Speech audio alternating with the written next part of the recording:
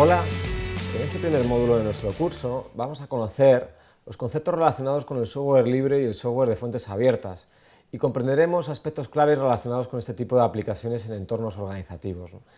Para comenzar, algunas definiciones para marcar el inicio de este módulo.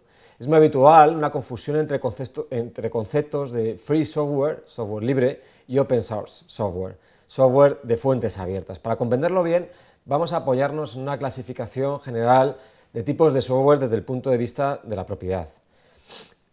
Bien, el software lo dividimos entre software libre, free software, que puede englobar software de fuentes abiertas, pero también otras modalidades vinculadas al dominio público, licencias permisivas o licencias copyleft. Software propietario, lo opuesto al software libre, que es bajo licencia de pago, o en el formato de shareware, freeware. ¿Cuál es la distinción entre el software propietario y software libre? Bien, la clave de esta dicotomía se encuentra esencialmente en la definición de los derechos y de las condiciones del software en cuestión, origen de libertades o de restricciones plasmados en la licencia del mismo. Es decir, cómo encontramos hasta en Wikipedia la persona física o jurídica, compañía, corporación, fundación, al poseer los derechos de autor sobre un software, tiene la posibilidad de controlar y restringir los derechos del usuario sobre su programa, lo que en el software no libre implica, por lo general, que el usuario solo tendrá derecho a ejecutar el software bajo ciertas condiciones, comúnmente fijadas por el proveedor, que signifique la restricción de una o varias de las 4 libertades. Seguro que sabemos, pero para recordar, que la licencia es un contrato entre el desarrollador de un software sometido a propiedad intelectual y derechos de autor y el usuario, en el cual se definen con precisión los derechos y deberes de ambas partes. En términos generales, se entiende por software libre aquel de cuyo código fuente puede disponer el usuario para analizarlo, modificarlo, redistribuirlo y ejecutarlo, en cuantos ordenadores desee y de la tipología de herramienta tecnológica que quiera utilizar.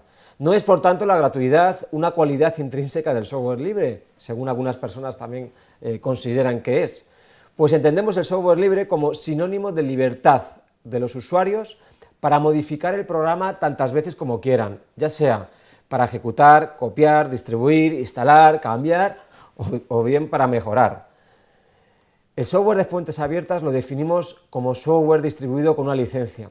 Dicho software permite la libertad de ejecutarlo, de conocer el código fuente, de modificarlo o mejorarlo y de redistribuir copias a otros usuarios de la comunidad. Así se rige en España en la Ley 11/2007 de acceso electrónico de los ciudadanos a los servicios públicos. Por lo tanto, podemos afirmar que el principio general que subyace al software libre y por lo tanto también al software de fuentes abiertas es el concepto de libertad. Su sentido, desde una perspectiva legal, es claro, que carece de prohibiciones. Sin embargo, es importante esclarecer que ambos tipos de software se corresponden de dos movimientos relacionados a los desarrollos software. El movimiento de software libre, Free Software Movement, y el movimiento del software de fuentes abiertas, Open Source. El primero, ya por los años 80, el movimiento del software libre, vinculado a nombre de Richard Stallman, fundador de la Fundación para el Software Libre y el proyecto de GNU, estableció la filosofía e ideología definidas por el impulso de valores como la libertad, el compartir y el tener una comunidad colaborativa donde todos se beneficien. A finales de los años 90, a raíz de la puesta en funcionamiento del sistema operativo Linux, por todos conocido, nació el movimiento del software de fuentes abiertas, que trata de ser un plan de mercado para el software libre, con el cual se pueda convencer a las empresas para su utilización. Para ello han decidido tomar las características prácticas que plantea el software libre, que representan ventajas competitivas para la industria del sector, como por ejemplo su revolucionario modelo de desarrollo y de distribución, y dejar a un lado los aspectos éticos e ideológicos del movimiento del software libre. Este movimiento no ha creado una licencia específica que materialice su definición de software de fuentes abiertas. En cambio, ha creado una serie de criterios a modo de metalicencia, los cuales, según ellos, debería de cumplir todo software que se denomine de fuente abierta.